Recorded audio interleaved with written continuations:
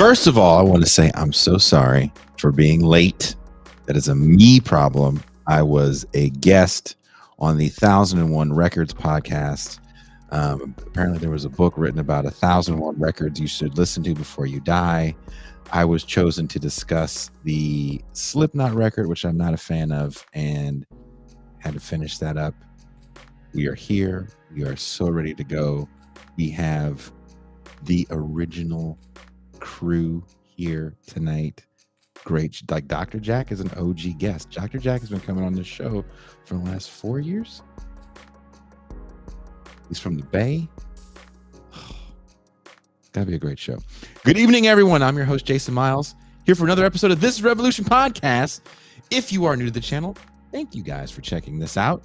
Normally, we're not late. Glad to have you here with us. If you are a returning guest, thank you for coming back. If you haven't done it, please hit like, please hit subscribe.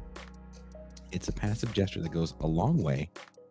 Let's bring in the man, the myth, the legend.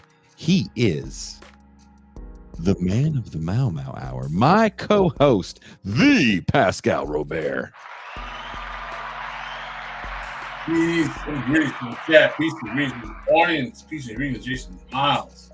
I'm sure people are very happy to have you back. And let's quickly bring in the voice of reason. The voice of reason on this show happens to be female. She is the M2 Song.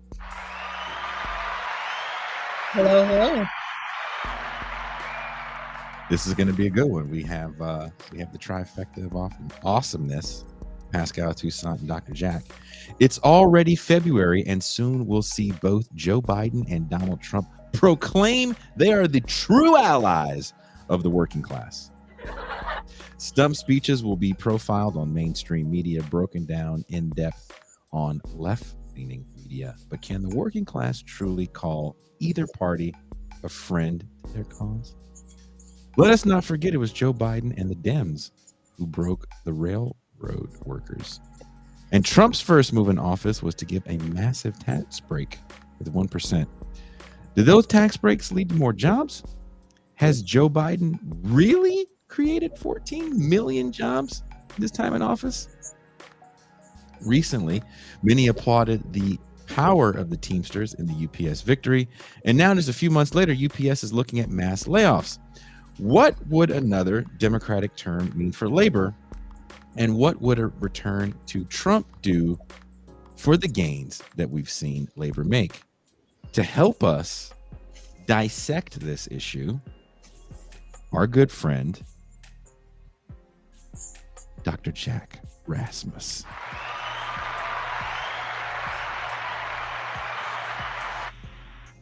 Dr. Jack, Welcome. thank you for joining us. Good evening. You have your serious face on today, so we are going to get right down to it. Thank you so much for talking to us, joining us again. First off, in these presidential debates, we hear the back and forth of employment statistics. I know you have a feeling about stats in general. I think you, like us here on TIR, see them as a deceitful tactic to fool the public. In your latest piece, you talk about the sacrosanct nature of U.S. government statistics. Can you tell the audience about the U.S. jobs report? Also, has President Biden done realistically? What has he done realistically in the realm of job creation? Okay, well, when you talk about jobs, the government puts out two reports at the same time, two surveys. One survey is called the Current Establishment Survey. And not really a survey, it's kind of like a partial population census. It's the large companies, about 400,000 or so of them send in information every month to the Commerce Department, Labor Department. Okay, that's the one survey. But the point there is large businesses predominantly. And there's some indication that the participation even of large businesses has declined significantly in recent years. But let's say 400,000 or so. Then there's a separate survey, which is a true survey. The Labor Department conducts every month. It actually calls employers and it calls people Now that picks up more of the small businesses, small companies. So they're really looking at two different populations, and what comes out of those two different surveys on jobs is sometimes a totally different picture. The point that I want to make at the get-go here is that these are statistics. What's a statistic? It's a manipulation of the actual raw data and the numbers. They perform certain methodologies on the raw data and they have a whole bunch of assumptions, and then they come out with a statistic. Most people think it's an actual number of truth and fact. It's not.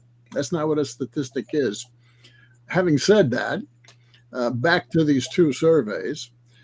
One large business, one predominantly smaller businesses and households, right? The second one's called the current population survey, or sometimes called the household survey. Well, if you look at the differences in terms of jobs created last year, in the first survey, you get this 353,000 jobs last month, right? Created new jobs. And over the year, 3.1 million claimed by Biden, the year meaning 2023. So hold those figures, 3.1 million, 353,000 latest month, January. Well, if you look at the other survey, the population survey, it's a different picture. If you look at the total level of employment from the end of last year to the end of the end of 2022 to the end of 2023, and then you add January. If you look at that total employment, in other words, the jobs are created, in the economy, total employment, you see a much different picture. You see only 820,000 jobs created, which is 80,000 a month on average instead of 300,000 a month on average in the other survey. That's a very large difference. And for the year, it's 820,000, but there's a big negative for January. So the point is, which one are you going to believe? There are different surveys, they have different methodologies, a different database that they're looking at. One big business, one smaller business, right? But the media cherry picks. That's one of the main points I try to make. It cherry picks the best number, and it throws out that number. That 353,000, that's what you get, in the Wall Street Journal, New York Times, and on the media and so forth. They don't mention the other one, the news isn't that great. And most of the jobs created are part-time to the extent they are. So pick your poison, I guess is the point. Either 3.1 million, 353,000 or 820,000 and a negative decline in jobs last month. The same thing you can say about the unemployment rate, right? The unemployment rate is determined by the second survey, CPS. But you can look at unemployment among full-time workers. There's about 120 million full-time workers in this country. We have a total labor force of about 167 million. So about 47 million are part-time, temp, independent contractors. They say they're in business, but they don't hire anybody. They're sort of self-employed, unincorporated, right? If you look at all the other workers, those who dropped out of the labor force, those who haven't looked for a job in the last 4 weeks, you see that figure 3.7 is full-time, and you have to have looked for a job in the last 4 weeks. If you didn't look for 5 weeks, well, then you're not counted. And if you haven't looked for a while, you're not counted.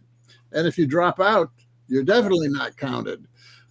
So you look at another table in the CPS. One table at A1 will tell you it's 3.7% unemployment. That's the one with the assumptions I just gave you.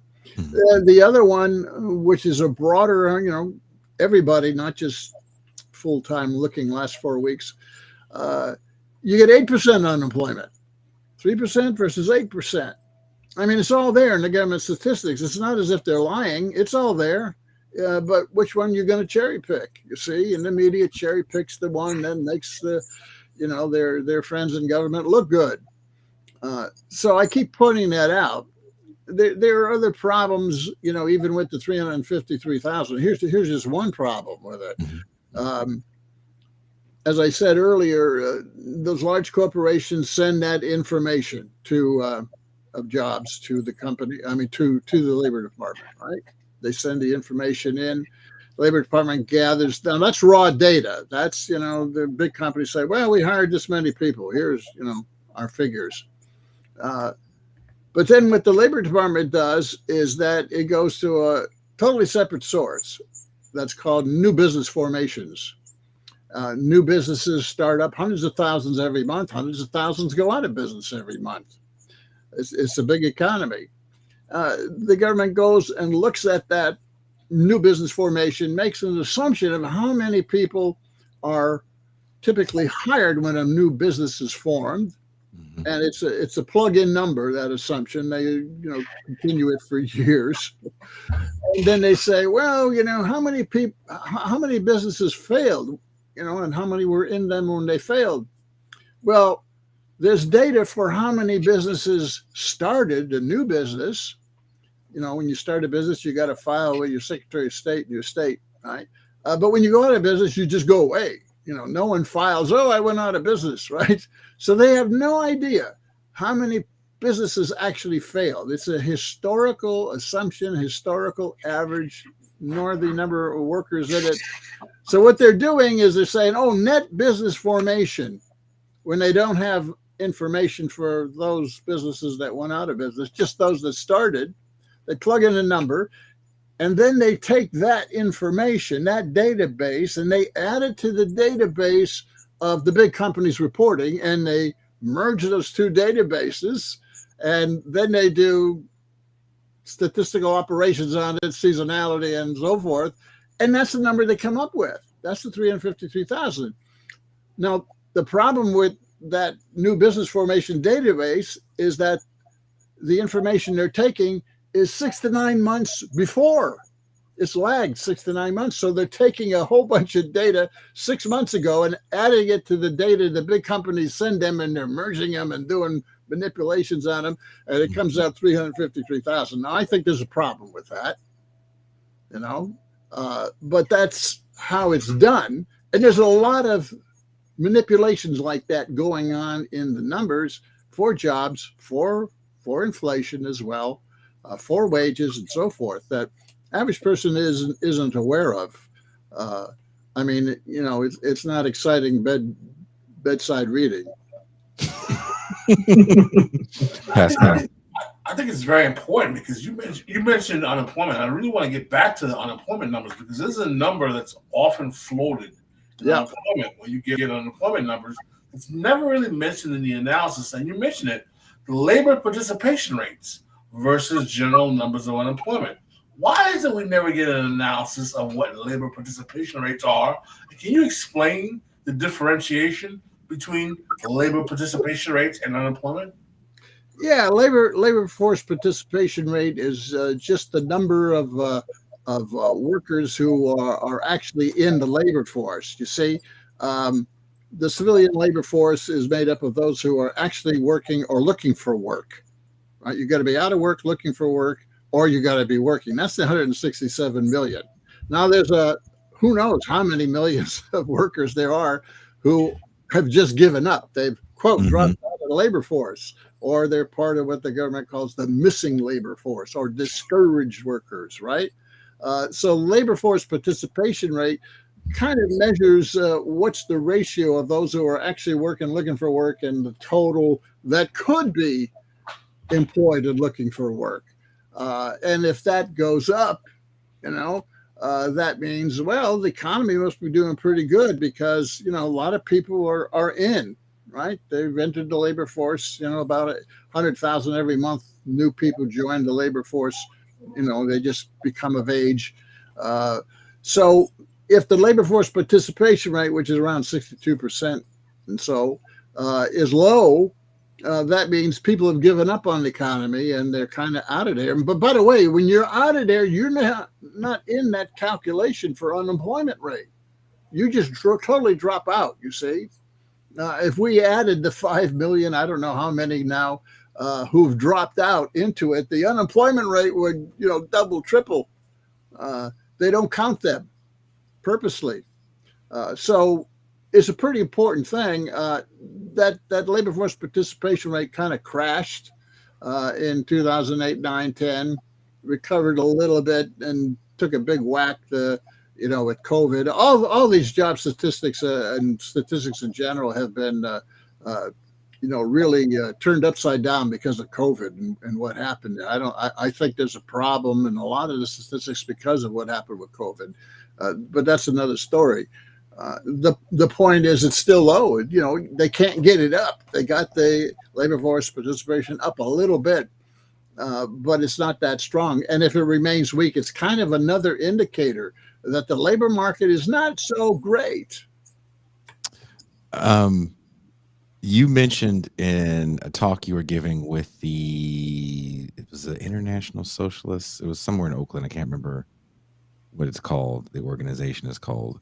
But you mentioned that kind of some of these labor statistics are due to the fact that we're still seeing an opening due to COVID because so much stuff got shut down. And there's been no delineation between, these are just people returning back to work that didn't have work during the shelter in place. Go ahead.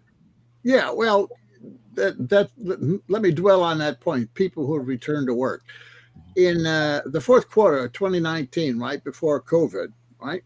How many people did we have in the labor force that were full time? They don't have the data on the part timers. 118,450,000 in December 2019. When COVID shutdowns hit, we lost about 14 million jobs. 2020 alone, 14 million jobs permanent. We lost them. They shut down, right? Probably around 30 million people at one time or another were unemployed during 2020. I mean, it was huge, right? We didn't get back to that 118 million full-time jobs now. We put the part-time aside. We didn't get back until the second quarter, the summer of 2022. Now, keep in mind, Biden is in office for 18 months by then. Yeah. So we gained back the 14 million that we lost. Since 2022, the economy has grown to about full-timers now, about 121 million. So what we've done under Biden is we recovered jobs lost. In other words, he didn't create those jobs. Those were jobs that got shut down and people came back to work. But he said, I created these jobs. He claims 14 million jobs he created. No, you can only count what you created new from the point at which you reached where you were before COVID hit and the shutdowns occurred. Well, since the summer of 2022 here, there's been about 2.7 million jobs. Now, you've got to deduct from that the typical 100,000 people enter the labor force because they turn 16, 18, and whatever, right? So you can't really say I created them. They were coming in anyway, right? The point is, it's not 14 million jobs. At the very, very most, over the last 30 months, it's 2.7 million. That's a huge difference. Yeah, you can't claim 14 million. The economy shut down and it just reopened and people came back to work. The jobs were there. They weren't created. They were there and people just, came back to those jobs. So it's really spinning the narrative there. And it's really a misrepresentation that he created all those jobs. At the very most, he's created 2.7 million, not 14 million. And that, almost 2 years ago, over 2 years, the 2.7 million. How would you rate? Here's another statistic I think people should keep in mind. What kind of jobs, what occupations were created? Where are these jobs and in what occupations, right? If you look elsewhere in the government data, since 2007, before the Great Recession, 9 million jobs in business professionals, 8 million jobs in managers, 17 million jobs, managers and professionals, software engineers and whatever, right? Doctors, etc. 17 million. All the other categories, production, construction, office workers, they're down since 2007. They're less today than they were then. Wow. I mean, that's another fact from these government statistics that people ought to keep in mind. When he says we're creating jobs, you're not creating jobs for the average typical worker in this country, for manufacturing, or construction, or office work or whatever. What are you creating jobs for then? Just the gig economy and part-time work? Well, yes, a lot of it is part-time service jobs, right? For the median and below, median income and below, and the top jobs, professional jobs, technical jobs, technology, and management, right? Those are the jobs that are mostly been created, and those are mostly the full-time jobs. Okay, so you see that reflected in the wage structure. In other words, here's another statistic they claim, 4.5% full-time median wage gains, 4.5%. Weekly wages, weekly earnings, which is wages, hourly wages times hours of work. That's your earnings. That's what earnings means, weekly earnings, right? 4.5%. Well, that's an average, you see. That's an average for the 118 million full-time workers, which means at the very top, these jobs that are being created in management and professional services, right? They're getting more than 4.5%, much more. Those at the bottom are getting nothing unless they're in one of the states in which they raise the minimum wage. They got a bump too, which is about half of the states. Half of the states, they're still at this incredible $7.25 an hour, right? Minimum wage. And there's like 25 million people down there, right? So some of them got a little boost at the bottom. At the top, they got a big boost because they're in these occupations we're talking about. But everybody else in the middle is not getting, they didn't get 4.5%. They're getting much less, if anything. And that's what's called the real wage, which is adjusted for inflation, which is underestimated. Inflation's underestimated. So even at 4.5%, simply because of the inflation adjustment, is not accurate. Another way to look at it is, what was the real wage back in 1983? The real take-home wage adjusted for inflation back in 1983, because that's the base year that the government uses. Well, it was $365 or $362 a week. Now that's adjusted for inflation. All right. By the fourth quarter of 2019, it was $362 again. Adjusting for inflation? Adjusted for inflation. It hasn't moved. It didn't move from 83 to 2019. What is it today? I don't know. $371. Really? So adjusted for inflation, using the government's base year for adjustment, 82, 83, right? The real wage, right? The median real wage, right in the middle, okay? The median. We're not talking about averages now. We're talking about median, what they're really getting, right? The group, 50% plus one, the median. $9 raise per week. If you're a full-time worker, if part-time is probably worse, since 2019, $9. Now, we hear all this talk in the Beltline there about, these statistics, the economy is so good. Why isn't all these polls show that people don't agree with us? The people, believe out there that, hell, it's not so great. There's this big I don't know, split between what the politicians think, right, based on their selective statistics that they cherry pick, and what the real world people out there, the rest of us, are really experiencing. And they can't figure out why they don't, they're saying, oh, well, gee, maybe we need to educate them better. You don't need to educate them. They know what the hell they're paying for and what they're making. Right? So that's a reflection of it. Biden says, oh, we brought inflation down the last 6 months. Well, people were thinking about, the last 3 years.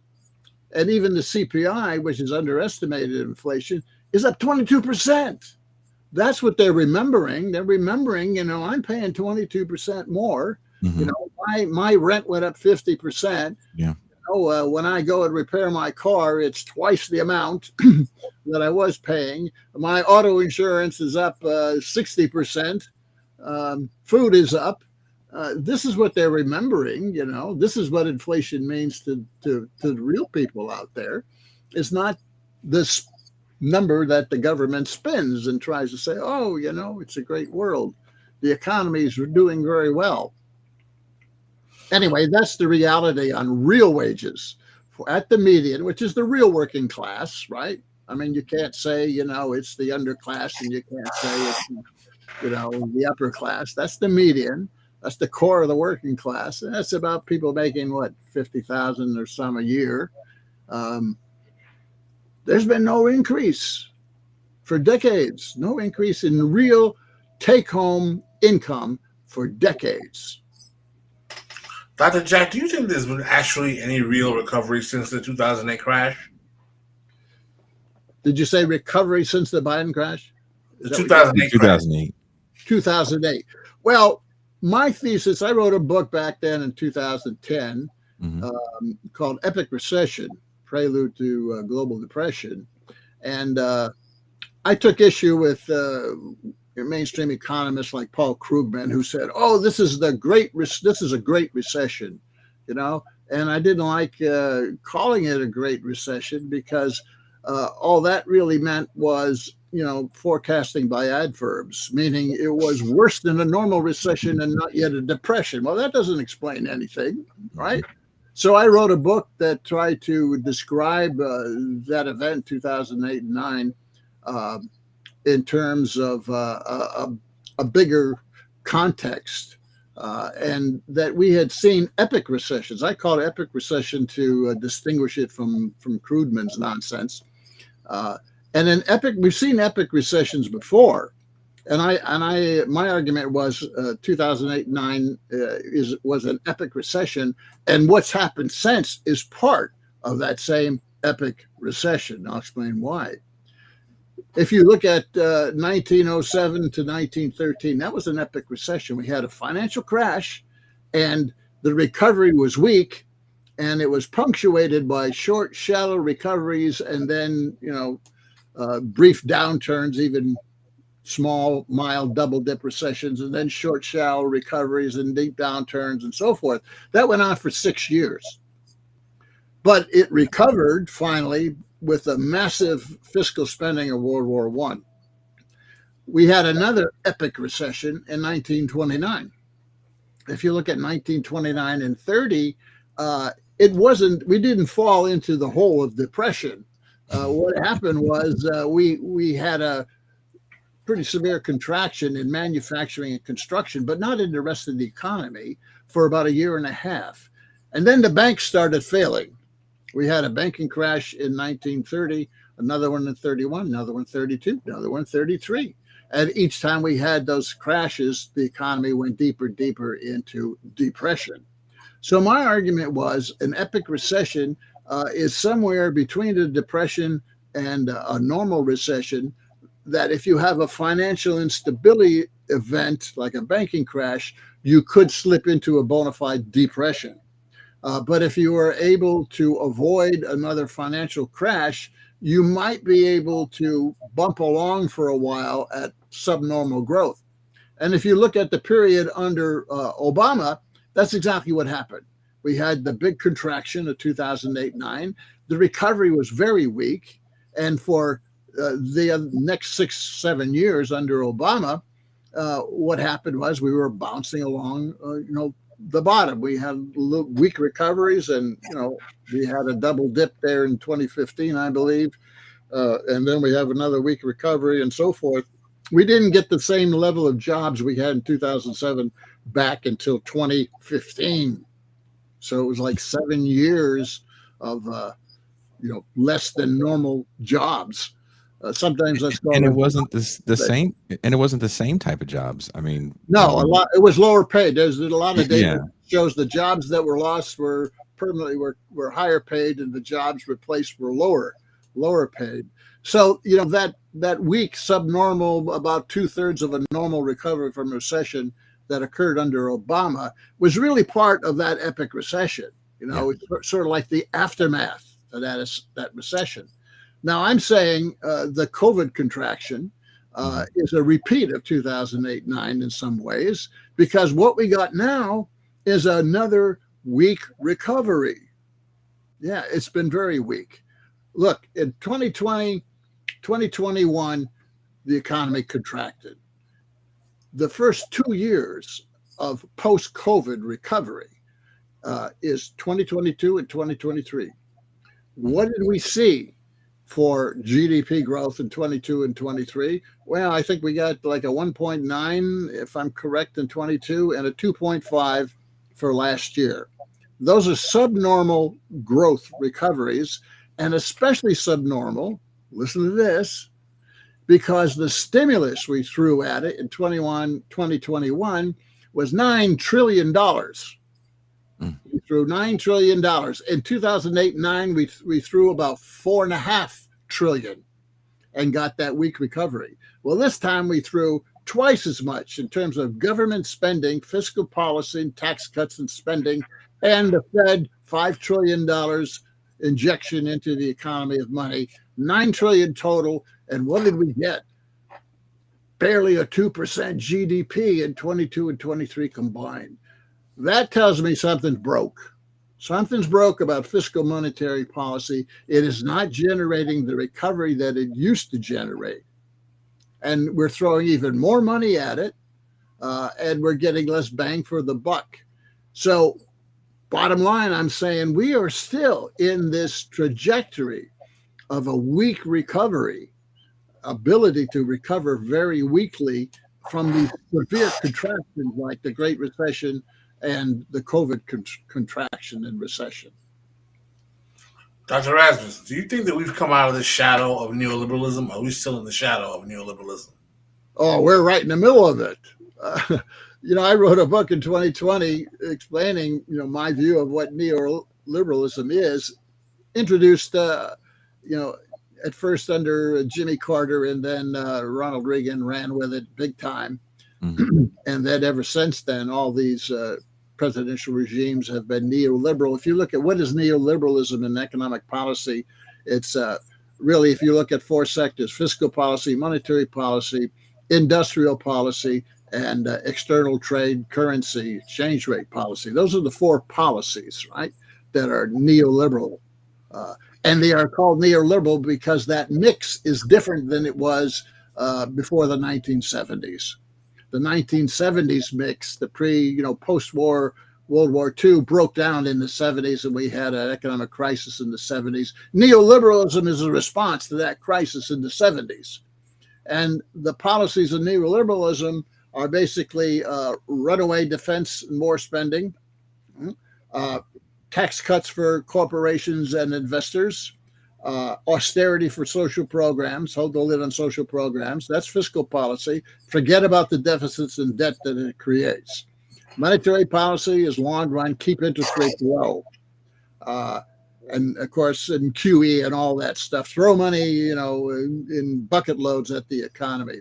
Industrial policy is privatization, deregulation, and compress wages and destroy unions. And external policy is go and beat up your competitors. Whether it's trade and goods flows, and free trade is part of all that, and the dollar as the dominant currency, make sure it remains that way, and browbeat Japan in the 80s and Europe in the 90s, and go after Russia and China now. That's the external policy. Those four elements are still very strong under Biden. Look at it. We're now facing $1 trillion defense budget. Well, actually, defense is already over $1 trillion. I'm talking about Pentagon budget. We just gave the Pentagon $83 billion more, and now we got this bill going through Congress here for the border. It's really a war aid bill with $91 billion more for war. You got to add that on top, on top of the $83 billion. So we're close to $1 trillion now, next budget cycle for the Pentagon. Now there's maybe $200-300 billion more that is really defense related, but it's not in the Pentagon budget. All right. So, I mean, he's taking the lid off of defense and more spending. Biden, right? Mm-hmm. Look at the tax cuts. The Democrats would not reduce Trump's $4 trillion tax cuts. That was very clear. Manchin and Sinema made sure that never got into any of the legislation. And there's no one in the Democrat National Committee that really wants to repeal any of the Bush tax cuts, right? Because they're corporate people too. They love the Trump taxes. They love the Trump tax cuts, right? And now they're passing even more tax cuts. Right? So fiscal policy, Biden, very neoliberal. In fact, on steroids. Monetary policy, well, they raised interest rates some because of the inflation. They're trying desperately to get back to low interest rates. They'll get back to it. Unions, well, wages. They've look. The first thing Biden did when he got in office, what was the first meeting he had? It was with CEOs of the big companies. First meeting he had in January 21 with the CEOs. What did he tell them? He said, there won't be any minimum wage increase on my watch. Wow. First thing he said. Of course, during his running, he was promising everybody minimum wage, right? I mean, they say what you want to hear, and they get you voted. They do what the hell they want, and their campaign financiers ask them to do, right? We have all kinds of problems with the regional banking system because of deregulation. He hasn't really done much there to do anything about that. And then you look at external, what's going on? Well, the Biden administration is presiding over the destruction of the U.S. dollar as the global trading and reserve currency. It's about to end this year, right? When the BRICS meet. The dollar will no longer be dominant. And of course, the sanctions policy is causing a bifurcation in the global economic empire right now. He's splitting it. So external policy is a total failure as well. But nonetheless, it's a continuation. Those four areas are neoliberalism. Now, you could talk about, and we won't, how the political system is being restructured to accommodate neoliberal policies continuing. Mm-hmm, mm-hmm. That's another whole question here. But to answer your question in summary, Biden is neoliberalism, yes, without a doubt. Well, what happens if the dollar is no longer the currency of record? Well, if it's not the dominant currency, the value of the dollar declines. Right? It falls. I'm seeing it here in Mexico. Yeah. There's not as much demand for the dollar, right? No one wants the dollar as much because they don't need it to buy and sell oil and commodities and so forth. They're going to, go for whatever the currency the BRICS come up with, right? So the demand for the dollar declines, which means the price and value of the dollar will decline. And then if the dollar is declining in value, the whole empire's one of the key elements of the U.S. economic empire is the agreements to recycle dollars back to the U.S. Mm-hmm. The U.S. purposely runs a trade deficit, with the rest of the world, which means dollars have been flowing out of the U.S., accumulating in the rest of the world for decades now. But the understanding has been between the U.S. and these other countries, particularly, the Middle East and the Saudis, that they're going to recycle these dollars back to the U.S. and buy treasury bonds. right? They're going to invest in other things. The money will be recycled. For decades, since 1974, we've allowed the Saudis in the Middle East to charge us, overcharge us for oil, which means the dollars flow out, but the Saudis and others recycle it back, and they buy, jet aircraft, and they buy treasury bonds, and they buy other assets and so forth. So the money comes back to the U.S. If the money doesn't come back to the U.S., which it won't when the dollar declines in value, if it doesn't come back to the U.S., how are we going to pay this $2 trillion annual budget deficit? The way we fund that budget deficit, right, is that the Treasury sells bonds. This money comes back and buys bonds. It comes back to the U.S. Treasury. So that's how we cover that $1 trillion plus annual deficit every year. Now, if the money is not coming back, how are we going to cover that? Is the next question. Well, you're going to have to raise taxes, or maybe you're going to have to cut, all this military spending, because they cut federal programs before they cut military. Oh yeah, but there's not enough in federal programs to make up for that trillion and a half every year.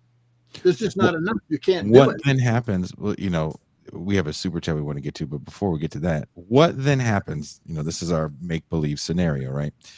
The dollar is no longer the currency of record, and you have to cut military spending. What then happens with relationships a la AFRICOM and relationship with Israel? Well, the U.S. has to pull back militarily. It can't afford spending that much money to protect its empire militarily. And there is a U.S. global economic empire. There's no doubt about that, right? But it costs money to run an empire, right?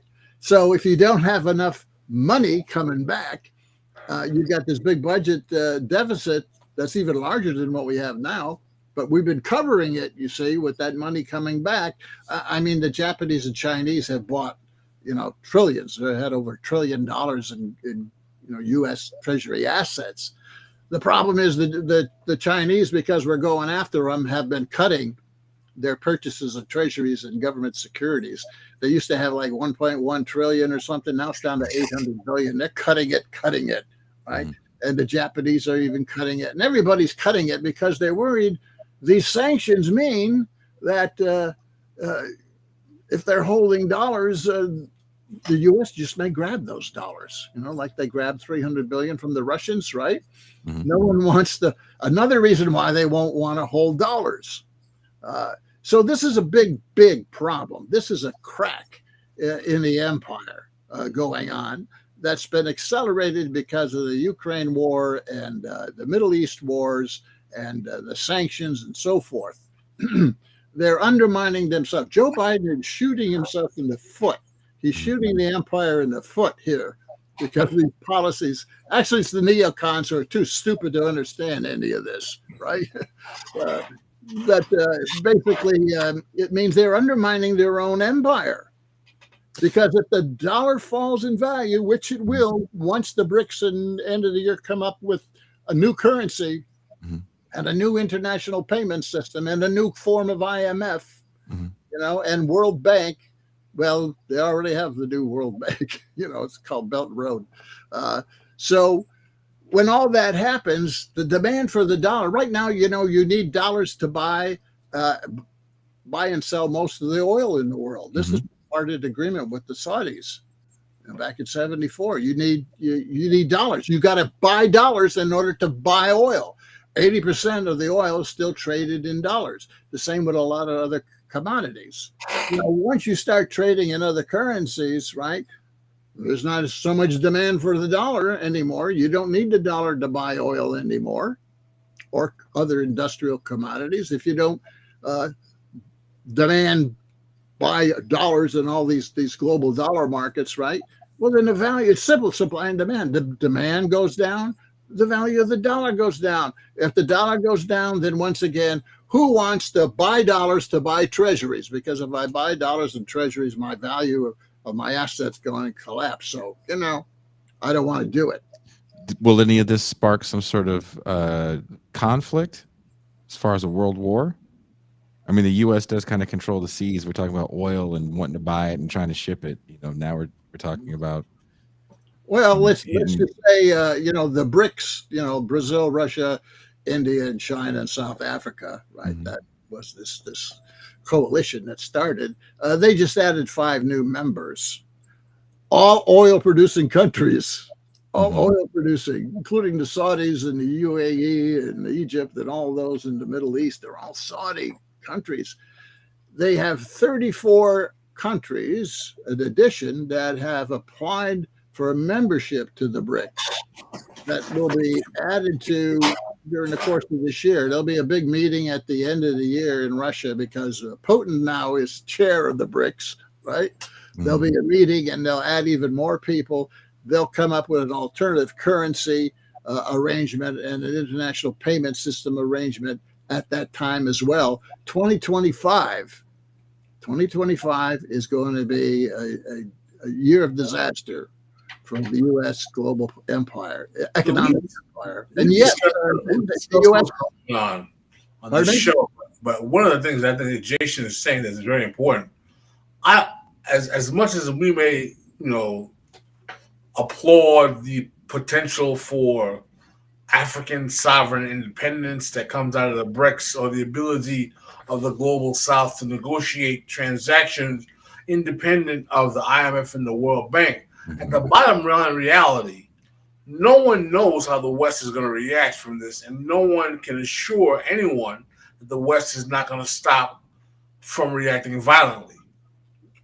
Well, one thing we could see already happening is that the U.S. is circling the wagons with its most reliable allies, economic political allies, the G7, G7 plus Australia, right? G8, right? They're circling the wagons, and that's in other words, they're kind of building up the core again, the core of the empire, and then they will react as a group to whatever the BRICS do at the end of this year. There will be a period of intense competition in many forms. There'll be a group of independent countries that'll try to play both against the middle. I mean, they won't drop the dollar and go just with the BRICS. They'll play both sides, But what that means is that the U.S. is not a unipolar global hegemon anymore. It now has to maneuver, not only with the BRICS, but the rest of the world. Can it do that cleverly through diplomacy and economic power, or will it resort to military action?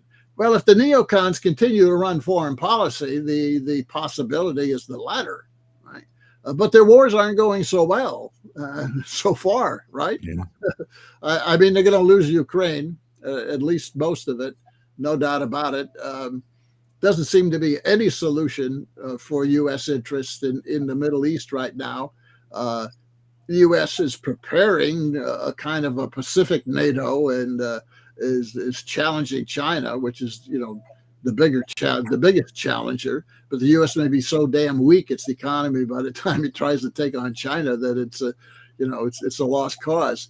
I don't think that they can resort to military action, given the level of military power of the U.S. anymore, and the cost of it. Wars cost a lot of money, and the U.S. is really in debt because of what we've spent since 2001, $8-9 trillion on wars.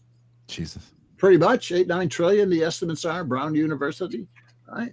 At the same time, we've given $15 trillion in tax cuts to corporations and investors. Never in our history have we run a war without raising taxes. But here we massively cut taxes while we massively increase spending. Well, that's why you got $34 trillion deficit, right?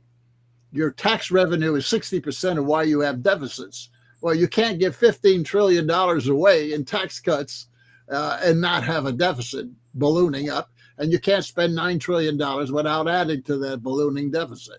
And that pretty much In between, you got to bail out people during the Great Recession and during COVID. That adds more to it as well. Well, there's your 34 trillion. Pascal, you want to follow?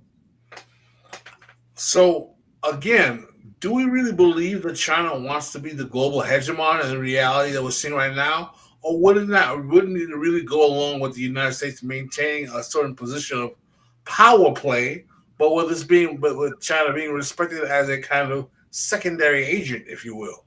I don't see Xi Jinping as wanting to replace, Washington D.C. as the global metropole in China's capital. Well, I think China's playing a very long game.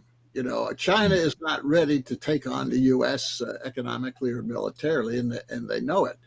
They're coming on very strong, but they're playing a long-term game. They don't want a conflict with the U.S., I don't think. They are building allies, in Africa and Asia and elsewhere in the world economically, right? Their military is really not quite a match for the U.S. unless it's in a totally defensive role, in Asia. So the Chinese, I don't think, want to become a hegemon, right? They want to continue what they're doing because it's working, and they're playing a long game. They're looking at a decade or more going ahead. And by the way, they really think that the key to future military power and political power is technology, particularly artificial intelligence and other technologies which have tremendous military value, which will allow them to leapfrog the U.S. militarily. They're betting on that in the next decade. And that's why the U.S. is going after China technologically. Trump tried to do it through tariffs, didn't work. Biden's trying to do it just with embargoing China and blocking them from doing business, in the West. So there's a tech war going on between the U.S. and China since 2018, no doubt. We almost got into a military punch-up over Taiwan here, but both sides says, China doesn't really want that now, not yet, too early. And the U.S. Smarter element said, we can't be embroiled with NATO and Ukraine in the Middle East and take on China too. Sorry, Joe, the U.S. just can't do that yet. We do have a super chat. Toussaint, you want to read that super chat? Oh, there she goes. 1 second. Let me pull it up. Thank you very much. Thank you very much. All right. This is from JB. Can Dr. Rasmus comment on the recent developments in the UAW, its borderline concessionary new contracts, fines call for 5/1/28 general strike light, and then endorsing Biden after saying UAW opposed Gaza? Yeah, okay. The UAW agreement, along with the Teamsters UPS agreement and the Longshore agreement, in my view, represent the first signs of a break with concession bargaining that's gone on for 40 years. That's an element in neoliberal industrial policy, concession bargaining, by the way. And it's finally looking like it's I wouldn't say being totally reversed, but there are some victories in these recent contracts, particularly a big step towards ending the two-tier wage system, and other restoring COLA. That was a big thing in the UAW contract. Getting a big bump wage increase here over 4.5 years. Shortening the wage progression, how long it takes to get to the top, pension increases.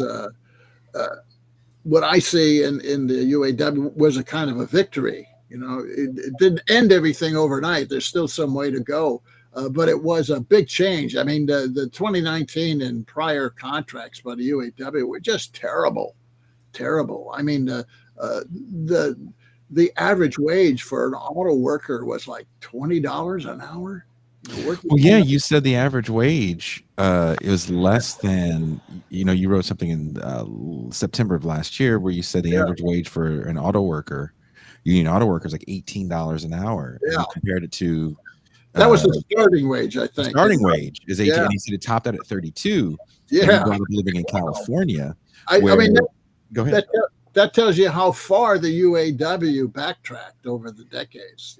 How far they gave up everything that they gave up. And by the way, concession bargaining begins with the UAW in 1979 in the Chrysler strike. And the Chrysler strike ended when Jimmy Carter and Doug Fraser, who was president at the time, leaned on their own workers in Chryslers to give up, give up the coal and give up all these gains of the previous 40 years since the formation of the UAW, and that set off concession bargaining. That sort of was the first big visible give back. And ever since then, unions have been giving back. But I think, What do you mean by concession bargaining? giving up the gains that you had already achieved in your contract. Or Giving up the right to strike, giving up, cost of living adjustments, agreeing to two-tier workers and a lower start wage, agreeing to stretch out the wage schedule here to get to the top. There's all agreeing to management rights expansion, agreeing to plant closures, all kinds of things. I mean, all of concession bargaining means you had these things and you give them up, you concede, you give them back. That's what concession, and that was going on for 40 years. Sean Fain has endorsed Joe Biden. Is that a surprise to you? No, not at all. The labor movement, always stays close to the apron strings of the Democrat Party. At least the leadership does, right? Is that for not fear, but we saw what the Dems did to the railroad strikers, as I said in the monologue. You don't want to have that happen to you, so you endorse the president. Yeah. Well, you would think so. That would be the logical conclusion. But, I mean, what are they supposed to do? Endorse Donald Trump? I mean, Pascal, it's kind of like, you jump from the frying pan to the fire. I don't know, but labor has always played that game. The leadership in labor, at least, always too close to the Democratic Party, which takes labor for granted. And believes there's no place else for them to go, throws them a few crumbs every time there's an election, promises them, the world, but never delivers anything. Whether it was the PRO Act under Biden or the card check under Obama, anything meaningful, the Democrats don't even take it out of committee, So, I'm not surprised at all. This election year, although I'll bet you that probably half of the auto workers will probably vote for Trump. Pascal, do you have anything you want to add before we go? I just want to add, I want to echo your statements on labor perennially surrendering to the Democratic Party and putting themselves in a position where they cannot use their leverage to extract any benefits or concessions from the party. Because if you play those kind of politics where you're going to surrender out of fear regularly, you're not going to be able to get concessions. Yeah, well, there's political concession bargaining too, not just economic concession bargaining. It's true. Yeah. Well, it's a great weakness of the labor movement, the union movement. It's a great weakness. It's too close to the Democrat Party, and it gets gamed. Right. From time to time, some unions have tried to take a more of an independent stance, like the Teamsters have a long history of that, right? They won't play that game. But the Teamsters have a lot of power, a lot of economic power, like the longshore workers. They have, transport workers still have power. A lot of the manufacturing work jobs have gone offshore, and it's a global manufacturing labor market. So they don't have the power that transport does. You can't move transport offshore, right? So we see, better contracts and better conditions in the transport workers unions. And ever since offshoring in the 80s, Manufacturing unions have been decimated. And then the service unions are usually too small to really have a big impact in terms of gains. Before we go, there's two things. We have to super chat before we get to the super chat. What happens if there's a Trump presidency to labor, in your opinion? Well, that's a hard one to call. There won't be any favors given or made, that's for sure. I don't see anything positive for labor under Trump. I really don't. I don't see that much for the Democrats either. Yeah, but I feel you on that. I feel you. It's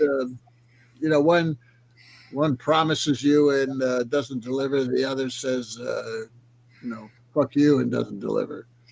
So I don't see much difference between the two wings of the corporate party of America here. In terms of workers benefiting from them, the Democrats will throw a few crumbs. They'll let you have a voice in appointing a couple positions at the National Labor Relations Board or something like that, right?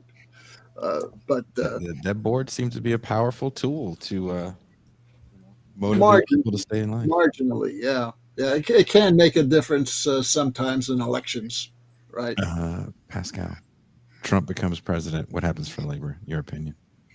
I don't see it being very good for labor. I mean, Trump being the kind of guy who wants to contract with private corporations to bust out even his own workers at his casinos doesn't strike me as someone who would be willing to negotiate with labor. But I don't see it being a positive. I don't see Trump being. But I mean, again, we're stuck in this conundrum, right? When we have these kind of zero-sum game politics in this country. What are we offering working class people as an option to really realize a politics where their answers can be met in terms of what they want to see done? Particularly after all this time we start talking about unions all this fall and the great union activity we saw. Yeah. But where was that union activity, right? I mean, we saw the Teamsters. A lot of the union activity we talk about is kind of in the service sector with Starbucks, and that's just like one chain out of a gajillion chains, and people get kind of caught up, in my opinion, of the kayfabe of even Starbucks and unionizing. They're not reporting profits going down because of it. They've been closing stores. And I know this from people that worked very high up inside for well over 10 years because they built out way too fast. And it almost feels like people get excited when Starbucks closed the store because they were forming a union. It's like, do you really think that's why they closed the store? That's one of the reasons, I'm sure. Yeah. And is it hurting them if they do it? Well, how many stores have voted for union? There's hundreds, right? I think. I haven't followed it. There's hundreds of them, but none of them have a contract yet. Yeah. Yeah. And you're not gonna. It's gonna be very difficult to get a contract store by store, or even in the city grouping. You need a national agreement, and for that you need legislation. But you're not going to get it from the Democrats. No. Right? No. I mean, the same thing. Look at Amazon and their warehouses. You go after them one by one. They just ship the production to a new warehouse somewhere else nearby, right? Well, they have a horrible one by me here in Tijuana. I don't know if you've seen the pictures of it, where they literally put a warehouse in the middle of one of the pop-up. It's going to sound kind of mean, like shanty towns. So there's literally people on the sides of the warehouse that live in houses that look like they were put together by pallets and like driftwood. And there's just a massive Amazon warehouse just all around them.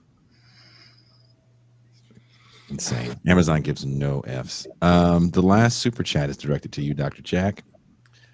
I don't know if you can read that. Dr. Rasmus, are stats much like these hoes, as they are not loyal? Yes or no? And thoughts? What was that? First question? Are stats just not loyal to the people reading them? Stats being loyal? Statistics. Yeah. I don't understand how stats are loyal.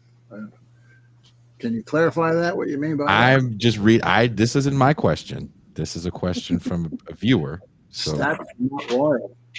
So stats are not loyal. I'm sorry. I would be just throwing some words out there. I don't understand. Loyal stats, accurate stats. Is that maybe the person means accurate? Yeah. Accurate? Yes or no? Yeah. Well, I would say it's not that they're lying. It's not that the statistics are purposely, intentionally lying.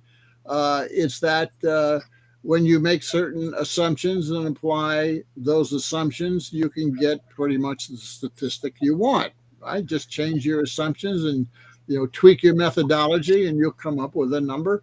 And even that, as I've said, the government statistics, if you cherry pick them, you can find what you want. It doesn't mean that there's other statistics that contradict what you're saying. I mean, that's like, that's why in my last article I said, why are government economic statistics like the Bible?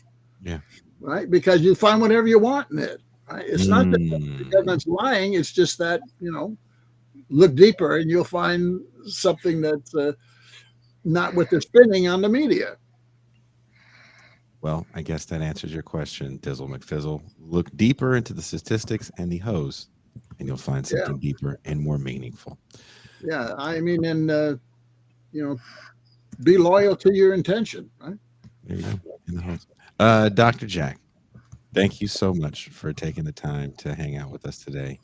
Wherever you guys are listening or watching the show, there are links in the description to Dr. Jack's articles and Dr. Jack's website, where you can read his work. Also, you can find his appearances.